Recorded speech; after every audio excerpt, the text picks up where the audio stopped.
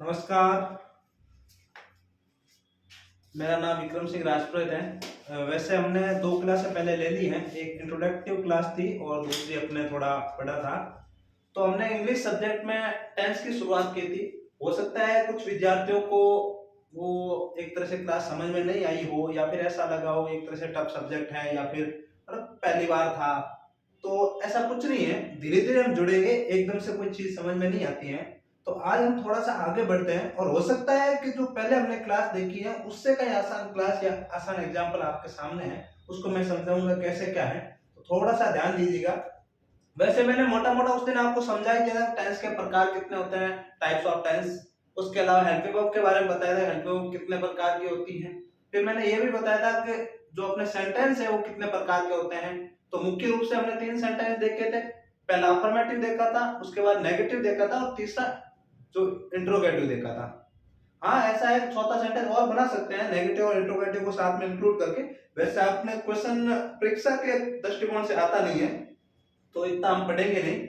और उसके अलावा हमने प्रेजेंट सिंपल को थोड़ा पढ़ा था, साथ में उसके एडवर्ब्स थी उसको भी याद किया था, और उसके कुछ और यूनिक जो रूल्स है उसको भी हमने देखा था। फिर भी आज थोड़ा रिवाइज करते हुए आगे बढ़ेंगे। तो जिन्होंने वो क्लास देखी है वो भी ठीक है, जिन्होंने नहीं देखी है वो क्लास देख लेवे और उसके बाद ही आगे बढ़े।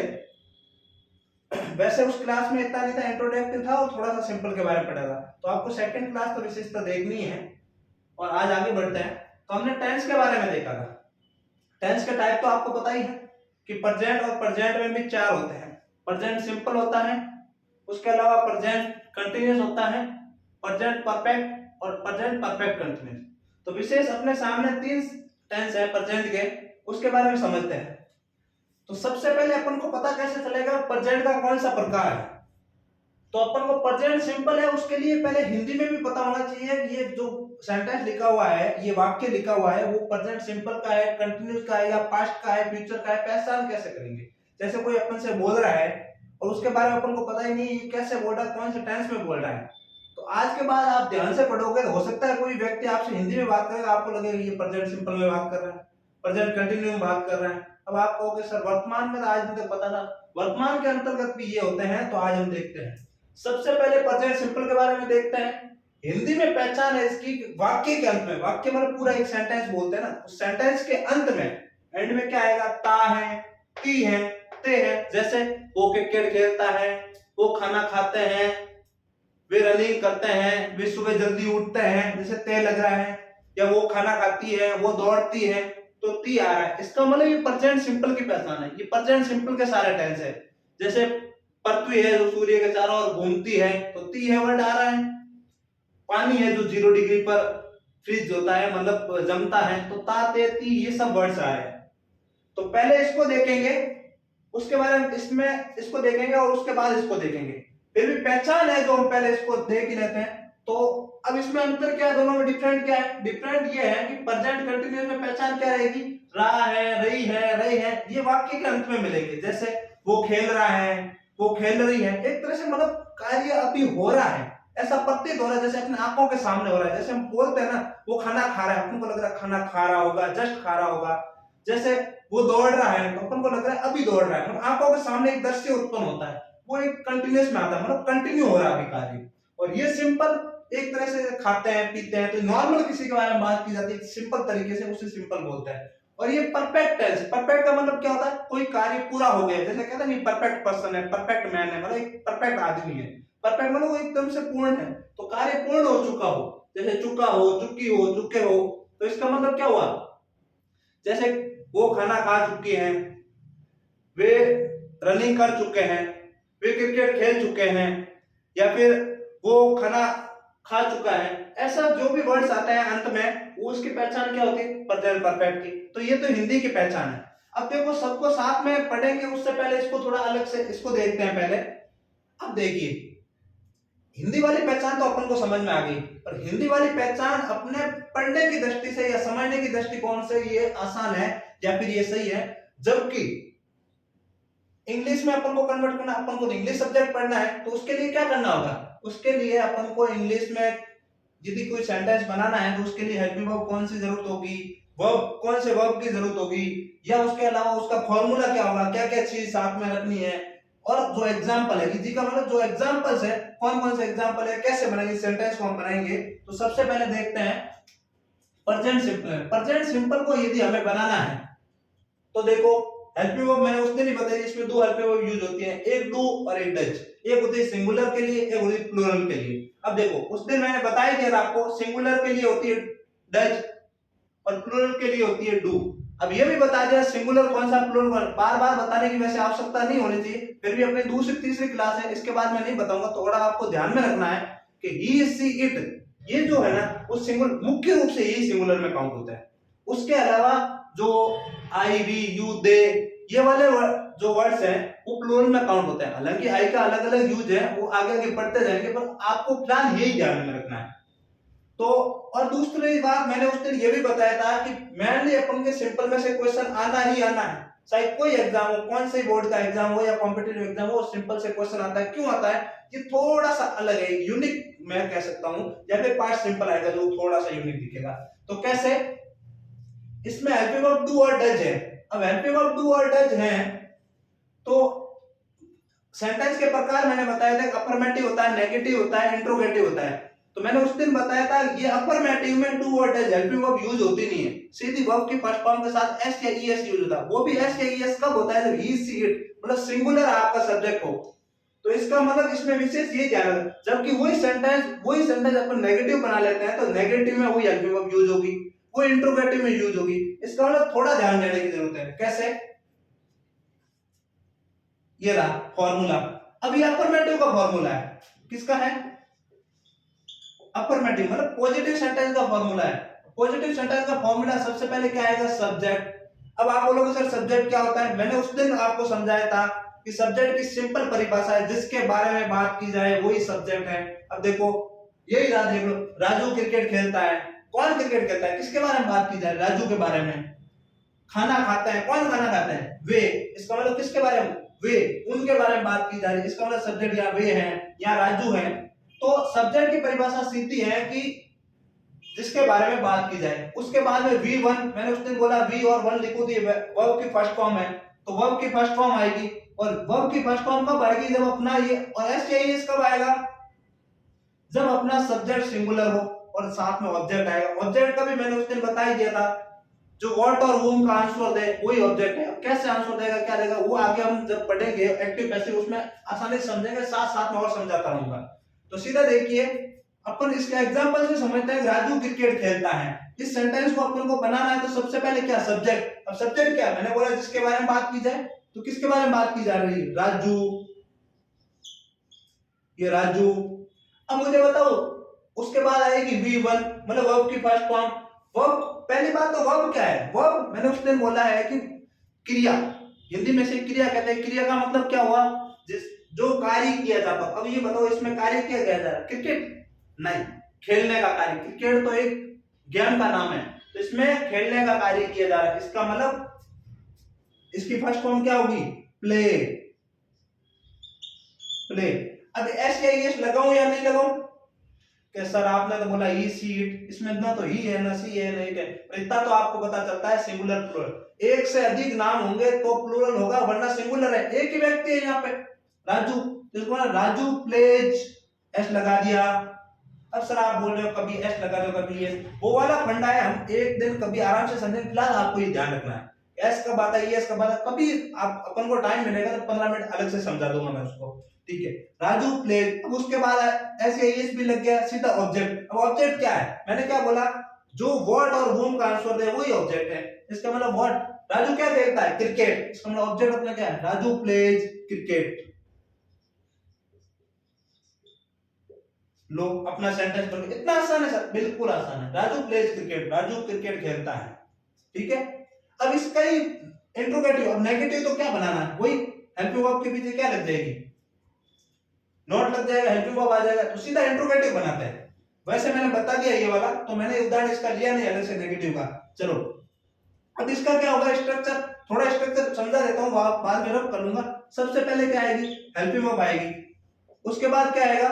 सब्जेक्ट। उसके बाद क्या आएगा? सब्जेक्ट के बाद नॉट, यदि नेगेटिव है तो, और नेगेटिव नहीं है तो नॉट लगाने की भी जरूरत नहीं है। यदि साथ में नहीं है, ओनली इंट्रोगेटिव है तो हेल्पिंग वर्ब सब्जेक्ट उसके बाद वर्ब की फर्स्ट फॉर्म। अब एस आएगा कि नहीं आएगा? बिल्कुल नहीं आएगा। क्यों नहीं आएगा? जब हेल्पिंग वर्ब आ जाएगी तो उस समय एस नहीं आएगा और बाद में सीधा ऑब्जेक्ट, इसका मतलब, और पीछे क्वेश्चन मार्क। ये वाला स्ट्रक्चर है अपना, ठीक है ना? क्यों है? तो इस स्ट्रक्चर को अपने में समझ में आ गया है। तो फिर इस स्ट्रक्चर के बारे में अपने जो लिखा था उसके बारे में समझ लिया है। तो सबसे पहले देखो स्ट्रक्चर में क्या बताया था, हेल्पिंग वर्ब। अब हेल्पिंग वर्ब क्या आएगी? यदि सिंगुलर है, राजू अकेला आदमी है, तो हेल्पिंग वर्ब क्या आएगी? Does, does. उसके बाद सब्जेक्ट, सब्जेक्ट क्या है? राजू, राजू। उसके बाद मैंने क्या बताया था, वर्ब की फर्स्ट फॉर्म। तो क्या आएगी? कार्य क्या हो रहा है, क्रिया क्या हो रही है? प्ले। और प्ले के बाद ऐसे एस लगाओ? नहीं, जब हेल्पिंग वर्ब आ जाए तो ऐसे एस नहीं लगाना है। तो उसके बाद सीधा क्या आएगा? क्रिकेट, और ये question mark. Does Raju play cricket? क्या राजू क्रिकेट खेलता है? ये बन गया। अब वे खाना खाते हैं, ये थोड़ा क्या है, अपन कौन सा वाला बना रहे हैं सेंटेंस? प्लूरल वाला। तो क्या आएगा? क्या लिखूं मैं? बिल्कुल, सब्जेक्ट क्या है? वे को मैंने उस दिन बताया था, दे बोल दे, सॉरी, दे। खाना खाने को क्या बोलते हैं? बताइए, क्रिया क्या हो रही है इसमें? क्रिया खाना खाने की हो रही है, पड़ा हुआ खाना नहीं, जो क्रिया खाना खा रहे हैं उसे क्या बोलते हैं? ईट। तो दे ईट। अब ऐसे ही एस लगा दूं कि सर वर्ब की फर्स्ट फॉर्म के साथ ऐसे ही एस आएगा? नहीं, वो कब आएगा? जब सिंगुलर हो सब्जेक्ट। अब यहाँ सब्जेक्ट सिंगुलर नहीं है, प्लूरल, वे मतलब बहुत सारे। तो ईट, उसके बाद खाने को क्या लिखूं? फूड। वे खाना खाते हैं, दे ईट फूड। ठीक है। अब इसको इंट्रोगेटिव बनाना तो क्या बनेगा? इसमें आगे क्या आएगा? Helping verb. हेल्पिंग वर्ब क्या आएगी? Do, do they eat food. बहुत आसान है। नेगेटिव बनाना हो तो they do not eat food. तो ये समझ में ये आ गया समझ में? चलो, इसकी आपको पता हो तो एक एडवर्ब भी होती है, उस दिन मैंने बताया था। तो पहले इसको समझ लिया आपने, ठीक है। अब थोड़ा सा आगे बढ़ते हैं, प्रेजेंट कंटिन्यूअस के बारे में देखते हैं। इसके एडवर्ब मैं बता दूंगा सबके अलग से। अब इसकी पहचान क्या है? बता दिए, रहा है, रही है, रहे हैं, ये हिंदी वाक्य के अंत में आए। अब helping verb is, am are, sir ये किसके साथ आएगी? एम आई के साथ आएगी। आर किसके साथ है? आई, ये तो इधर आ गए, पीछे क्या रहा? क्या रहा? दे, यू और वी। इज किसके साथ आएगा? वही सिंगुलर के साथ, ही सीट के साथ आएगा। फॉर्मूला क्या है? सबसे पहले सब्जेक्ट, उसके बाद हेल्पिंग वर्ब, उसके बाद वर्ब की फर्स्ट फॉर्म, और साथ में क्या आएगी? आईएनजी और ऑब्जेक्ट आएगा। तो सर इसमें ऐसा होगा कि जो सेंटेंस पॉजिटिव या अफर्मेटिव होगा उसमें हेल्पिंग वर्ब नहीं आएगी, ऐसे इस लगेगा? नहीं, सिर्फ इसमें ध्यान रखना है, बाकी किसी में नहीं। ठीक है, तो सीधा सेंटेंस बनाते हैं। राजू क्रिकेट खेल रहा है। अब देखो, वहां खेलता था, यहाँ खेल रहा है, कितना डिफरेंट आता बनाने में, अभी देखते हैं। सब्जेक्ट क्या अपना? राजू। उसके बाद क्या? हेल्पिंग वर्ब आएगी। इसका मतलब ये सब्जेक्ट सिंगुलर है, हेल्पिंग वर्ब क्या आएगी? एम। नहीं, एम तो आई के साथ आती है, इसका मतलब क्या आएगा? इज। ठीक है, ये लो सर, इज लगा दी। राजू इज, अब क्या है? वर्ब। वर्ब मतलब कार्य क्या हो रहा है? खेलने का, इसका मतलब प्ले। ये लो फर्स्ट फॉर्म लगा दी।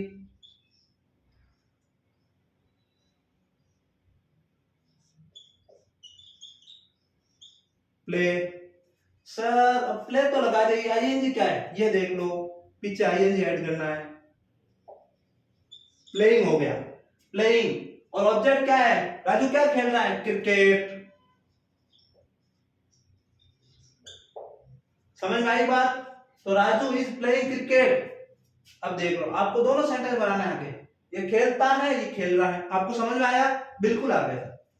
फिर ये वाला सेंटेंस, अब इसको इंट्रोगेटिव नेगेटिव बनाना तो क्या है? इसके बाद नॉट लग जाएगा। क्या? राजू क्रिकेट नहीं खेलता है, सीधा होता तो क्या होता? Raju is not playing cricket. इसका मतलब हम इंट्रोगेटिव आ रहे हैं, प्रश्नवाचक। क्या राजू क्रिकेट खेलता है? तो क्या आएगी? हेल्पिंग वर्ब आगे आ जाएगी, इज।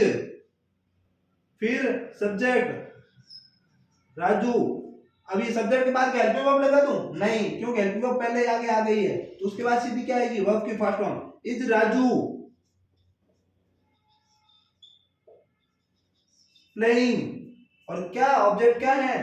क्रिकेट। ये प्रश्नवाचक, इसका मतलब ये इंट्रोगेटिव भी बना लिया। अब नेक्स्ट एग्जांपल आता है प्लूरल में। वे खाना खा रहे हैं, वे को इंग्लिश में क्या बोलते हैं? दे। उसके बाद में क्या लगा दूं? Helping verb. हेल्पिंग वर्ब लगा दूं एम, तो क्या लगाऊं? इज? नहीं, दोनों नहीं लगानी है। क्यों नहीं लगानी है दोनों? क्योंकि ये प्लूरल है और प्लूरल के साथ क्या आएगी? आर। They are. उसके बाद क्या लगाऊं? वर्ब की फर्स्ट फॉर्म। वर्ब की फर्स्ट फॉर्म क्या लगाऊं? खाने को क्या बोलता है? ईट, और ईट के साथ आईएनजी जोड़ूंगा, क्या बनेगा? ईटिंग। तो यहां सर ये आपने क्यों किया, ये वाला बाद में बता दूंगा मैं। ईटिंग, और उसके बाद खाने को क्या बोलते हैं? Food. They are eating food. समझ में आया? तो उससे आगे बढ़ते हैं, फिर हम एडवर्ब को इसके साथ में ऐड करेंगे, तीनों की मैं साथ में बताऊंगा। तो सीधा बढ़ते हैं प्रेजेंट परफेक्ट में।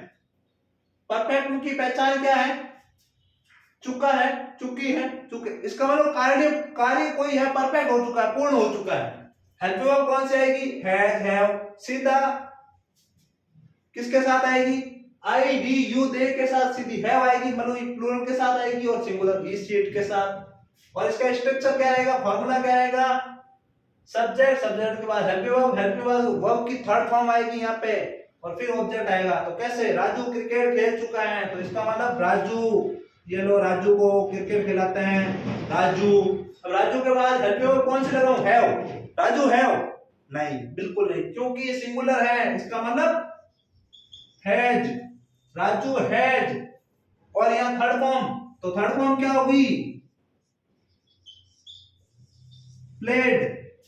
और प्लेड के बाद ऑब्जेक्ट क्या है? क्रिकेट।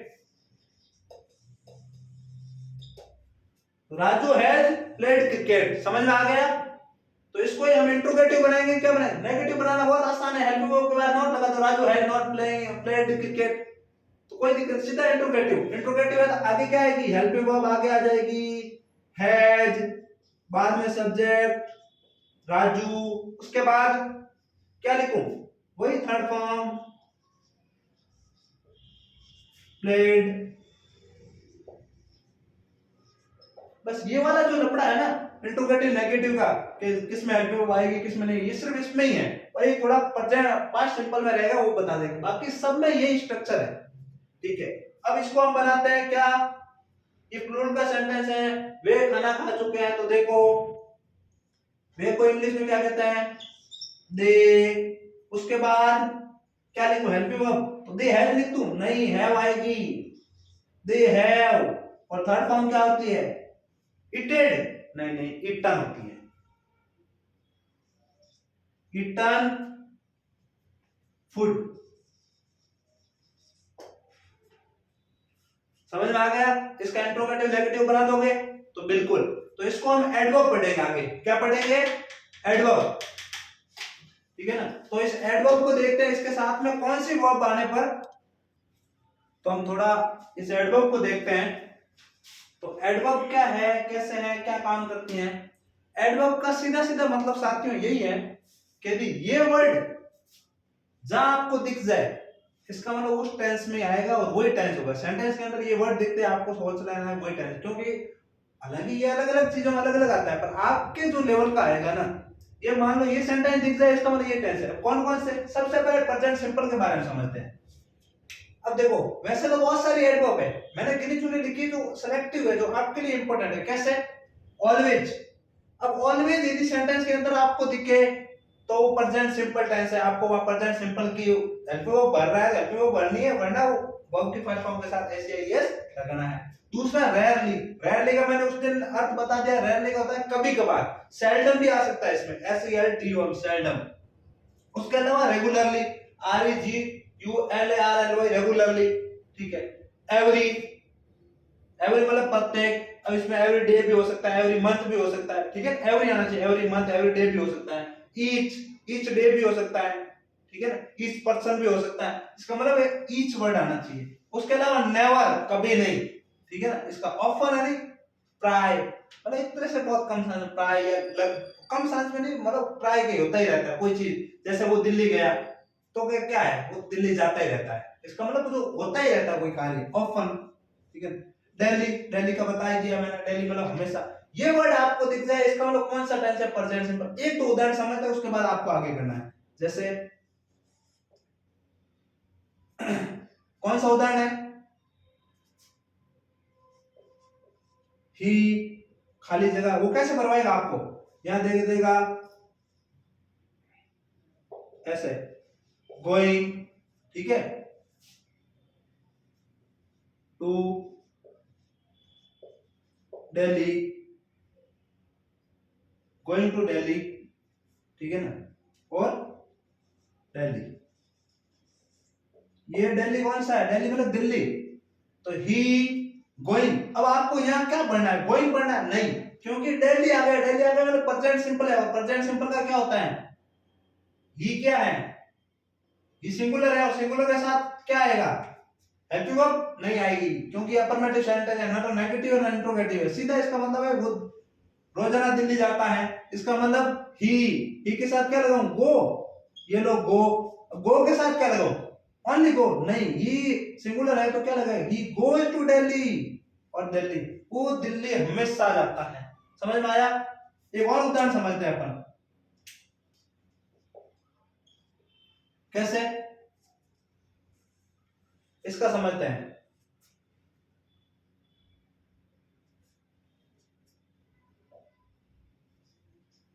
ही, या इसको हम प्लूरल में ले लेते हैं ना, क्योंकि हमने सिंगुलर समझ लिया है, तो वी, फिर है यहाँ खाली जगह, उसके बाद लिख दिया PLAYED, played hockey, played hockey, आगे क्या लिखूं, every Sunday, every Sunday, SUNDAY, every Sunday. अब एवरी आ गया ना, अब संडे भी हो सकता है, मंडे भी हो सकता है, मंथ भी हो सकता है। अब क्या लिखूं, वी, वी प्लेड लिख दूं, नहीं, क्योंकि एवरी आ गया, इसका मतलब प्रेजेंट सिंपल है, और प्रेजेंट सिंपल है तो क्या लिखूंगा, क्या लिखूंगा, वर्ब की फर्स्ट फॉर्म, और साथ में ऐसे ही यस, बिल्कुल नहीं, क्यों नहीं, आता तो है, पर यहाँ वी प्लूरल है, प्लूरल मतलब बहुवचन है, और बहुवचन है तो क्या हुआ, we play hockey every Sunday, हम प्रत्येक संडे को, प्रत्येक रविवार को हॉकी खेलते हैं। तो इसका मतलब ये मैंने उदाहरण दिए हैं, ये कोई भी आ सकता है, ऑलवेज भी आ सकता है, रेयरली भी आ सकता है, रेगुलरली, कोई भी दिखे, नेवर भी आ सकता है, जैसे हम, ये भी आ सकता है, वी नेवर, ठीक है ना, फिर खाली जगह, और ये प्ले होता है हॉकी एवरी संडे, तो ये भी हो सकता था, हम दोनों साथ में से एवरी संडे, हम प्रत्येक संडे हॉकी, एवरी संडे साथ में नहीं आएगा सॉरी, बट आता है कि हॉकी संडे, इसका मतलब हम संडे को कभी नहीं खेलते हैं, समझ रहे हो, कोई चीज, तो कोई भी आ सकता है। अब आगे बढ़ते हैं, ये देखो एडवर्ब, ये प्रेजेंट कंटीन्यूअस की है, ये वाली आपको प्रेजेंट कंटीन्यूअस में लिखनी, कैसे, एट दिस टाइम, इस समय, इसका हिंदी अर्थ होता है इस समय, लिखना आप साथ में, एट दिस मोमेंट, मोमेंट का अर्थ है क्षण, इस क्षण, जस्ट अभी, ठीक है ना, और टुडे, टुडे मतलब आज, टू नाइट मतलब आज की रात, TONEGST, tonight, at present, at present मतलब वर्तमान, एट मतलब जस्ट इस समय, ठीक है। नाउ, नाउ का अर्थ होता है अभी, नाउ अ डे, इन दिनों, नाउ अ डे का मतलब इन दिनों, स्टिल अभी तक, ठीक है, तक। और इसके अलावा लुक, सी, लिसन, इसका क्या मैटर है मैं अभी बता दूंगा, ठीक है। पहले उस उदाहरण को समझते हैं अपन, कहने का मतलब यार ये कुछ भी दिख जाए तो प्रेजेंट कंटिन्यूअस टेंस है, कैसे समझते हैं, उदाहरण क्या आएगा क्वेश्चन आपको, ही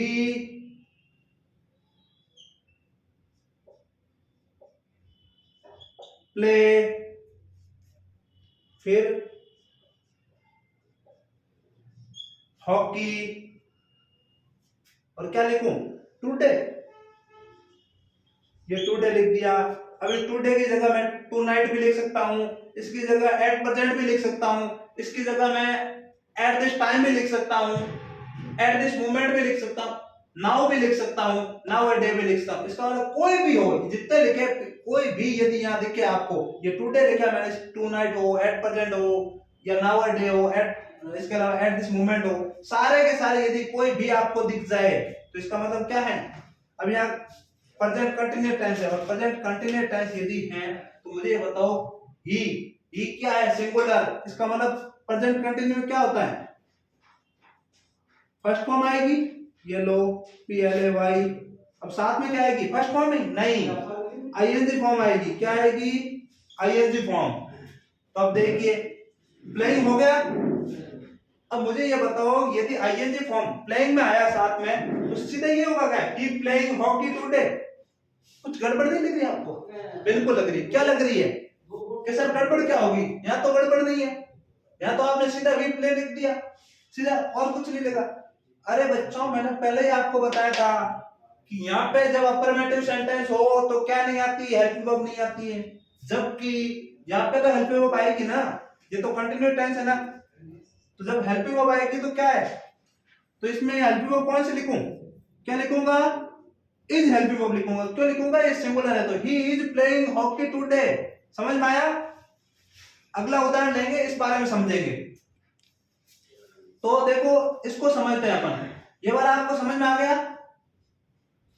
ही इज प्लेइंग हॉकी टुडे। अब इसकी जगह टू नाइट होता तो कुछ चेंजिंग होता, बिल्कुल नहीं होता।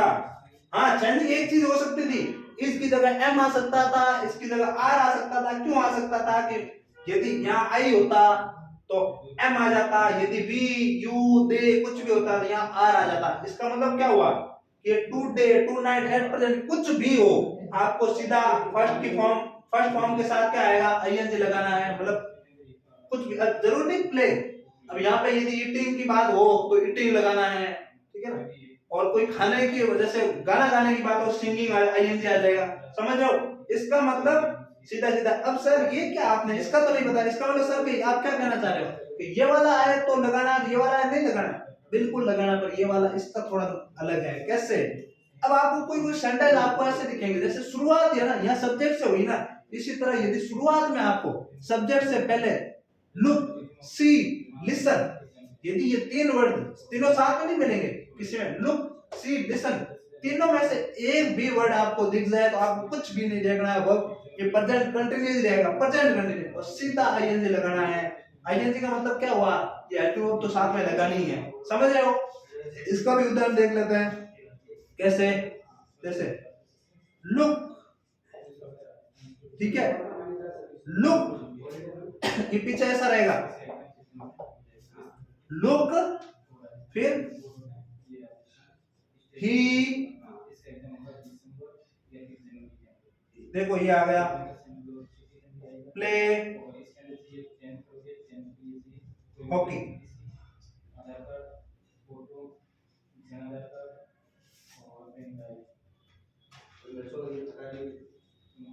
हॉकी है ना।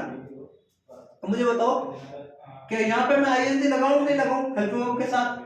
सर क्यों लगाओगे, पीछे टू नाइट, टू डे ये तो है तो नहीं, कैसे लगाओ, इसमें तो था तब आपने, बिल्कुल नहीं, यहाँ नहीं है तो क्या हुआ, ये ही, ये लुक, सी, लिसन तो है, इसका मतलब ये कोई व्यक्ति कहना है, देखो वो हॉकी खेल रहा है, इसका मतलब कार्य तो कंटिन्यू चल रहा है ना, सुनो वो हॉकी खेल रहा है, सुनो वो खाना खा रहा है, ठीक है ना। इसका सी का मतलब क्या, सी का मतलब देखना होता है, लिसन यानी सुनना होता है, लुक यानी देखना होता है, ठीक है ना। लुक तो क्या आएगा, ही इज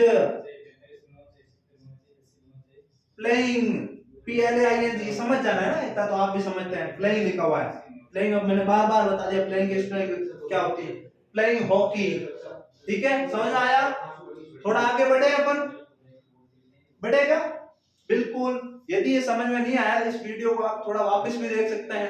कैसे, बस रोकना है आपको, वापस देखना। कोई चीज समझ में नहीं आ रही, हमारे पास ये ऑप्शन भी हमारे इस ऐप में कि आप कमेंट करके बताइए सर ये क्या है। मानवीय भूल है, कोई व्यक्ति अपने आप में परिपूर्ण नहीं होता है, चाहे मैं हूं, आप हो या कोई और हो। ठीक है। तो इसका मतलब कोई भी आपको लगे सर इसके अलावा बहुत सारे और एडवर्ब्स है, मैंने आपको इंपॉर्टेंट आपके परीक्षा के दृष्टिकोण से इंपॉर्टेंट हो वो वाली ही लिखवाई है। तो इसका मतलब आप ये कह सकते हैं सर ये वाली है। तो कोई डाउट है आपको तो मैं बता दूंगा, आराम से अलग से समझा दूंगा, ठीक है। चलो हम आगे बढ़े इस पे। बिल्कुल, अभी ये प्रेजेंट परफेक्ट, इसकी हमने स्ट्रक्चर देख लिया, हेल्पिंग वर्ब देख लिया, सब देख लिया। इसका मतलब क्या है, ये है एडवर्ब। जस्ट आपको जहां दिख जाए, ऑलरेडी दिख जाए, रिसेंटली दिख जाए, टिल नाउ दिख जाए, जस्ट नाउ दिख जाए, और येट सो फार ये अलग है। ये कैसे, ये भी इसको समझेंगे। जैसे ये था ना लुक सी लिसन, इसी तरह ये अलग है। अब देखो एडवर्ब है जस्ट। जस्ट का मतलब जैसे कोई कहता है ना जस्ट वो अभी गया, इसका मतलब वो चला गया, कार्य तो पूर्ण हो गया है, जस्ट वो अभी गया है। तो अपने आप अपन को समझ में आ रही है, यदि आप थोड़ा सा ध्यान से पढ़े और उसको वास्तव में सोचे कि जस्ट उसने खाना खाया, इसका मतलब कार्य पूर्ण हो गया, खाना उसने खा लिया, पर कब खाया, जस्ट। तो इसका मतलब खाया वर्तमान में है, तो इसका मतलब जस्ट वो ऑलरेडी दिल्ली जा चुका है, वो ऑलरेडी पास हो चुका है, ठीक है ना। तो ऑलरेडी का मतलब क्या था, पहले से ही, इसका मतलब पास तो हुआ पर अभी पहले से, ठीक है। रिसेंटली अभी अभी, रिसेंटली वो गया है, रिसेंटली उसने खाना खाया है, रिसेंटली उसने स्नान किया है, इसका मतलब रिसेंटली मतलब अभी अभी, इसका मतलब कार्य तो पूर्ण हो गया है पर रिसेंटली जस्ट अभी हुआ है, ठीक है ना। टिल नाउ अभी, ठीक है, अभी तक, अभी तक वो कार्य पूर्ण होगा, इसका मतलब ये अभी तक, जस्ट नाउ अभी अभी, अभी अभी, जस्ट नाउ, जस्ट नाउ वो जा रहा है, देखो जस्ट नाउ वो गया, इसका मतलब अभी अभी, जस्ट नाउ ट्रेन अभी गुजरी, जस्ट नाउ ट्रेन गई, इसका मतलब कार्य पूर्ण हुआ पर अभी वर्तमान में जस्ट, समझ रहे हो। तो इसका भी उदाहरण समझते हैं, जैसे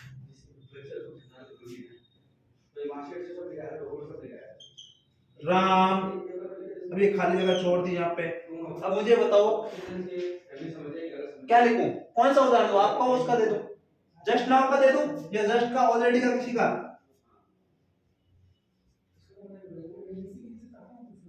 राम, अब देखो कुछ एडवर्ब है जो पीछे जुड़ती है, कुछ एडवर्ब बीच में भी ऐड हो सकती है, जैसे कैसे इसको समझते हैं।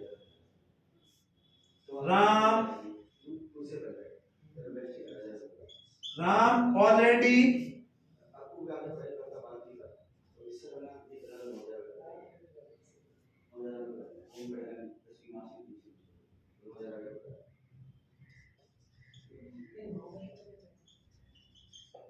देखो Ram already pass the exam, क्या सेंटेंस सही है, नहीं है, तो इसको क्या होगा, इसको हम ऐसा है कि हेल्पिंग वर्ब को हम पहले भी लिख सकते हैं कभी कभार, पर पढ़ने में वो अच्छा लगता है, पर देखो रूल्स के अकॉर्डिंग चले ना, तो राम ऑलरेडी, ठीक है। अब ऑलरेडी बीच में लगाए तो हम गलत नहीं कह सकते, और पीछे भी हो सकती है, कैसे, राम ऑलरेडी, और पास्ट की थर्ड फॉर्म क्या होती है, पास्ट, ठीक है ना, कैसे, तो इसमें क्या सीधा पास्ट लगा दूं, ये वाला ऐसे पास्ट,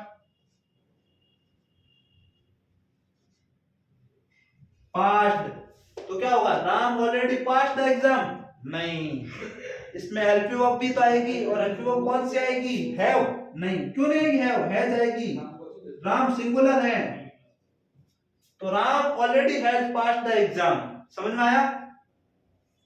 ये भी तो हो सकता है ना कि सर ये भी हो सकता है इसको ऑलरेडी को पीछे लगा दे, तो देखो एक बार लगा के देखते हैं, आपको सूटेबल लगता है क्या, Ram has passed the exam already, बिल्कुल लगता है, कोई दिक्कत नहीं।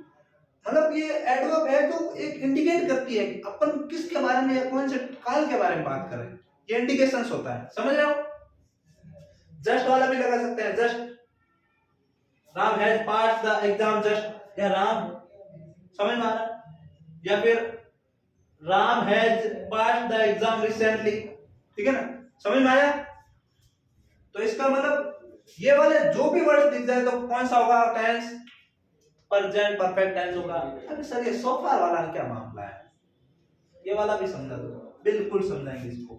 ये वाला क्या है, ये नेगेटिव सेंस में आता है, येड और सोफा का अर्थ ही नेगेटिव है, जैसे मैंने बताया था रेयरली का कभी नहीं होता है, अपने आप में नेगेटिव है, ये अपने आप में नेगेटिव है। तो सोफा वाला क्या होगा, देखो दे, इसका उदाहरण समझते हैं, दे,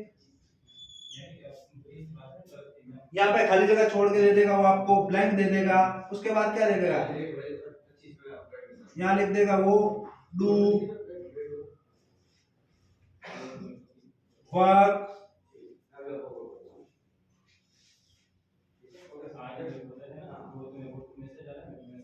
वर्क सोफर, गेट वाला भी दे सकते हैं सोफर, तो इसका क्या होगा, दे वर्क सोफर। अब डू का क्या, डू की भी थर्ड फॉर्म होती है सर, अरे सर आपने बोला यार कि वो थर्ड फॉर्म करते, डू भी अपने आप में वर्ब है, तो इसकी डू की भी थर्ड फॉर्म होती है, इसकी सेकंड फॉर्म डिड होती है, फर्स्ट फॉर्म डू होती है, थर्ड फॉर्म डन होती है। तो दे डन, क्या आएगा, दे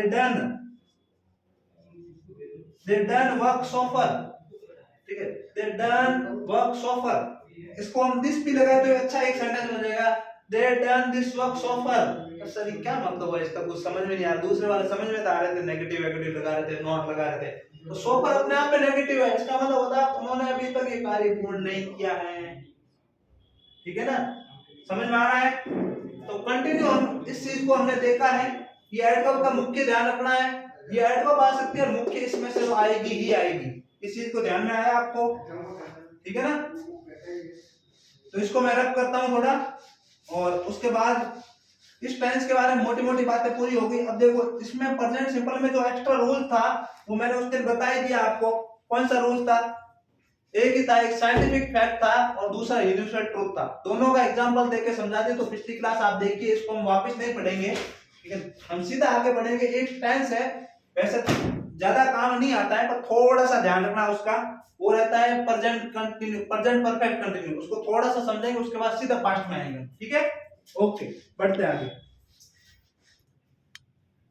देखो अपना नेक्स्ट जो टेंस है वो है प्रेजेंट परफेक्ट कंटिन्यूअस, और देखो इसकी पहचान क्या है, पहचान ये एक समय साथ में रहेगा तो प्रेजेंट कंटिन्यू वाला है, क्योंकि इसमें कंटिन्यूअस आ रहा है, पर परफेक्ट कंटिन्यू कैसे, पहचान साथ में क्या रहेगी, पहचान एक ही साथ में रहेगी, वो रहेगी उस समय को साथ में लेगा, कैसे, वो 3 घंटे से क्रिकेट खेल रहा है, ठीक है, वो 3 बजे से खेल रहा है, वो सप्ताह भर से खेल रहा है, वो 5 वर्षों से वहां रह रहा है, ठीक है, वो 5 वर्षों से लगातार दिल्ली जा रहा है, तो इसका मतलब समय साथ में आ रहा है, और उसके साथ में रहा है, रही है, रहे हैं, ठीक है ना, रहे हैं ना। तो अब देखो इसका हेल्प वर्ब कौन सी होती है, हैज बीन, हैव बीन, वही परफेक्ट वाली है, साथ में बीन ऐड हो रहा है, ठीक है। अब इसका फॉर्मूला क्या रहता है, वही सब्जेक्ट हेल्प वर्ब, वर्ब की फर्स्ट फॉर्म के साथ आईएनजी, और सिंस फॉर के साथ, सिंस फॉर के बाद क्या आ जाएगा, ऑब्जेक्ट, समझ में आ रहा है, ठीक है। इसका एग्जांपल्स वही, राम 3 बजे से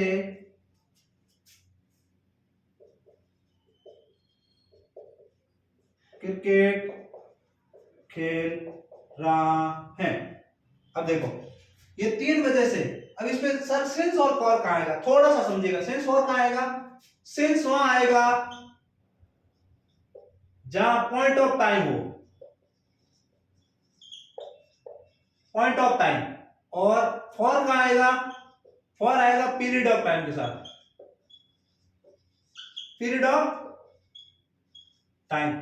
अब पॉइंट ऑफ टाइम और पीरियड ऑफ टाइम में क्या अंतर होता है, पीरियड ऑफ टाइम और पॉइंट ऑफ टाइम में एक ही अंतर होता है, पॉइंट ऑफ टाइम जैसे 3 बजे फिक्स बता रहा है, ठीक है, जबकि 3 घंटे से खेल रहा है। अब 3 घंटे कौन से 3 घंटे से, इसका मतलब समय, वो 2003 से वहां रह रहा है, इसका मतलब फिक्स बताया जा रहा है, पॉइंट ऑफ टाइम बताया जा रहा है, तो इसका मतलब क्या हुआ कि वो सिंस आएगा, जबकि वो पिछले 15 या 15 सालों से रह रहा है, कौन से 15 साल, इसका मतलब समय तो बता रहा है पर फिक्स समय नहीं बता रहा, वो पीरियड ऑफ टाइम होता है, एक पीरियड के रूप में बताता है, 1 घंटे से, 2 घंटे से, 60 मिनट से, समझ रहे हो, तो वो पीरियड ऑफ टाइम है और ये पॉइंट ऑफ टाइम है, ठीक है। अब वो 3 बजे से खेल रहा है, सिंस आएगा, फॉर आएगा, सिंस आएगा, क्यों आएगा, ये फिक्स बता रहा है 3 बजे से, तो देखो राम, अब क्या आएगा, हेल्प वर्ब कौन सी आएगी, हैज आएगी ना, उसके साथ बीन, क्योंकि सिंगुलर है, हैज बीन, उसके बाद प्लेइंग, और क्या लगा दूं, क्रिकेट, हिंदी में लिख दूं, अरे नहीं सर इंग्लिश पढ़नी है अपन को, क्रिकेट, और क्या लिखूं, सिंस के फॉर, सिंस आएगा, सिंस 3 o'clock, समझ रहे हो। तो ये वाला एग्जांपल्स हो गया। इसका इंट्रोगेटिव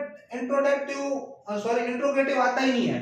इंट्रोगेटिव क्यों नहीं आता है, क्यों, अपने परीक्षा की दृष्टि से नहीं आएगा, यदि बहुत कम आता है, आता भी ऐसी बात नहीं है, तो एक ही चीज पूछी जाती है, यदि सिंस और फॉर दोनों कहीं आपको दिख जाए तो आपको क्या लगाना है, और वो क्या भरवाएगा, सिंस और फॉर भरवाएगा, तो साथ में ये भरवाएगा, हेल्प मी बबिया तो या ये भरवाएगा, मोस्ट ऑफ दी ये भरवाता है, ठीक है ना। क्यों भरवाता है, ये आगे पढ़ेगा हम पास्ट में, क्यों पास्ट का भी लगभग सेम ही स्ट्रक्चर बनता है, तो ये तो आपको साथ में देगा और साथ में ये भरवाएगा, या फिर ये वाला दोनों दे देगा, खाली जगह छोड़ेगा नहीं, या खाली जगह छोड़ देगा, ठीक है। थोड़ा सा इतना ही ध्यान रखना, बाकी ये इतना इंपॉर्टेंट नहीं है, सिर्फ सिंस और फॉर का मैंने ध्यान रखना, ये दो चीजें ही इसमें पूछी जाती।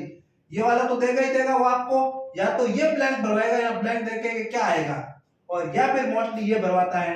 यहाँ पे 3 o'clock है, पॉइंट ऑफ टाइम होगा, सिंस भरना है, और यहाँ पे 3 घंटों से होता है, 3 आवर्स से होता है, तो क्या होगा, फॉर भरना। तो पीरियड ऑफ टाइम और पॉइंट ऑफ टाइम में समझ में आ गया, तो बस ये टेंस इतना ही है। हम आगे बढ़ते हैं पास्ट की ओर, वो करेंगे हम नेक्स्ट क्लास में, ओके ठीक है, मिलते हैं।